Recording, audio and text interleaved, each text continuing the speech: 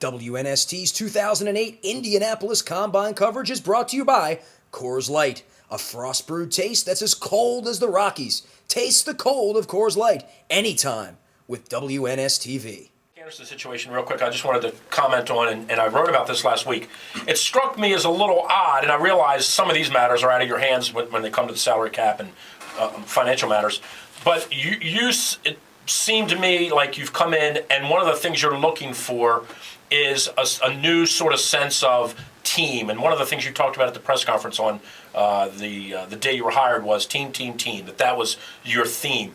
These are two guys, not sure how much you know about them from the past, but Mike Anderson and Mike Flynn, both of whom really exemplified that theme that you were looking for. Right. So it was kind of a sad twist and irony, I guess, that at a time when you're running around telling players, team, you guys had to cut two of those guys that you were chasing after. So just, I don't know, comment a little bit on that, but it just seemed weird to me. Here's a guy running around trying to get guys to be on the team and buy into that, and you had to let two guys go that were already bought into it. Right. You know, it's amazing. And the way you said it's probably exactly right. Sad, twisted irony. I would have never come up with that. I mean, that's impressive. That's why you're the coach. That's a journalist talking. That's why you're the coach making $5 million. I'm making, He's a regular Hemingway. He is.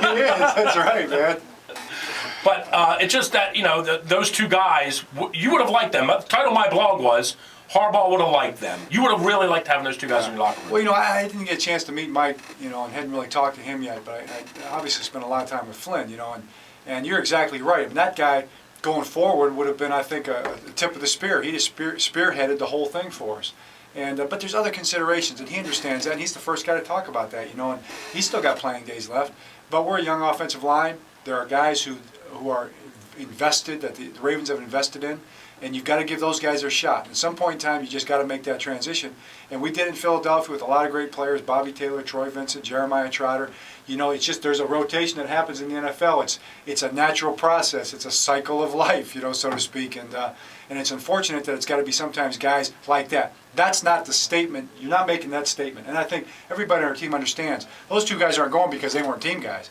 Those guys were moving on, and they'll still play, but because we've got players that it's time to replace them with, and they've seen it when they got their chance. That's how it worked for them as well. So it's tough business, no question about it. Sports Talk 1570 WNST. Bob Haynie, Drew Forrester, Ravens head coach John Harbaugh joining us in studio. Do you have the soundproof room like we do here at WNST?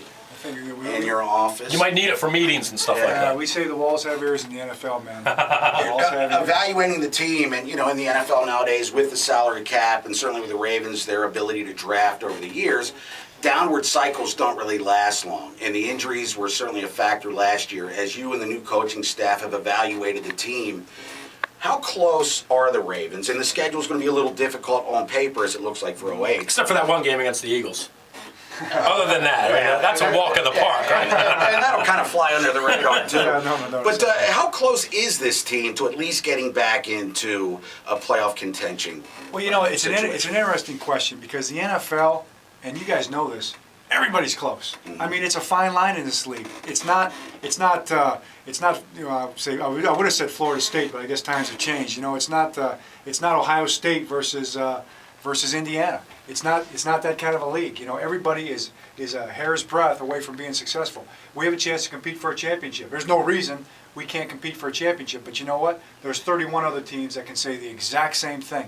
That's the beauty of this league. So while we're right there, everybody else is right there too. But it wasn't a 5-11 last year where you're facing a rebuilding process, though. Yeah. Well, I'll tell you the truth. I don't think anybody's 5-11 in this league. There's always circumstances that go into that. There's injuries, and that's the main thing that hit this team last year. Not that that's an excuse, but it is a reality, especially when they pile up on you. And then there's a certain momentum cycle sometimes. Things start to go bad. Guys get frustrated, make bad decisions.